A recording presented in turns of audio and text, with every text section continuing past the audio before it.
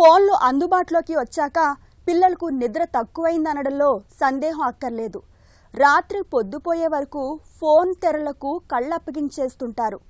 తల్లిదండ్రులు 1-2 సార్లు కోప్పడితే గానీ నిద్రకు ఉపక్రమించరు. పిల్లలకు చాలినంత నిద్ర లేకపోవడం వల్ల ఆ ప్రభావం వారి ఆరోగ్యంపై తీవ్రంగా ఉంటుంది. ముఖ్యంగా పిల్లల ఎదుగుదలకు ఉపకరించే గ్రోత్ హార్మోన్ తగినంత ఉత్పత్తి కాదు. దీంతో శారీరక ఎదుగుదల మందగిస్తుంది. మానసిక వికాసం కూడా కుంటుపడే అవకాశం ఉంటుందని హెచ్చరిస్తున్నారు డాక్టర్లు.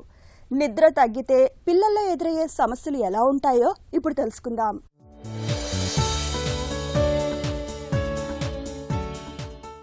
పిల్లల ఎదుగుదలకు కావాల్సిన గ్రోత్ హార్మోన్ నిద్రలోనే విడుదలవుతుంది. బాగా నిద్రపోయే పిల్లల్లో రోగ నిరోధక వ్యవస్థ బలోపేతమవుతుంది. మెదడు ఎదుగుదల బాగుంటుంది.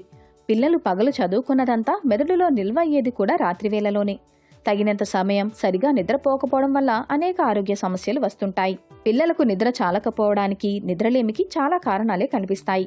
ముఖ్యంగా రాత్రి పొద్దుపోయేదాకా ఫోన్లలో, కంప్యూటర్లలో, ల్యాప్టాప్లలో వీడియోలు చూస్తూ గడపడం వల్ల చాలినంత నిద్రుండదు.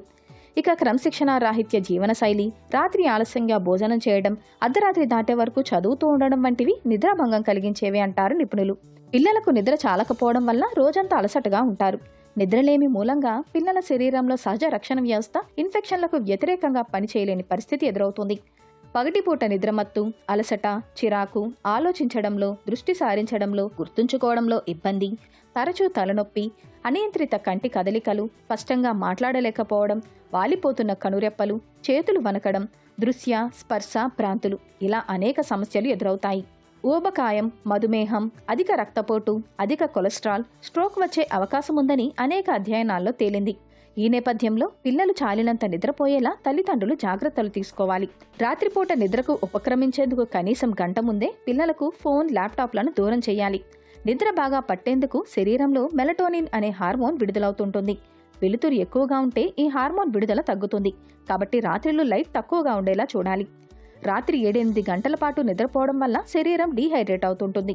కాబట్టి ఉదయం నిద్ర లేవగానే పిల్లలకు మంచినీరు తాగించాలి. క్యారెట్ లాంటి కూరగాయలు, పండ్లను తరచుగా అందిస్తుండాలి. రోజూ కాసేపైనా వ్యాయామం చేసేలా చూడాలి.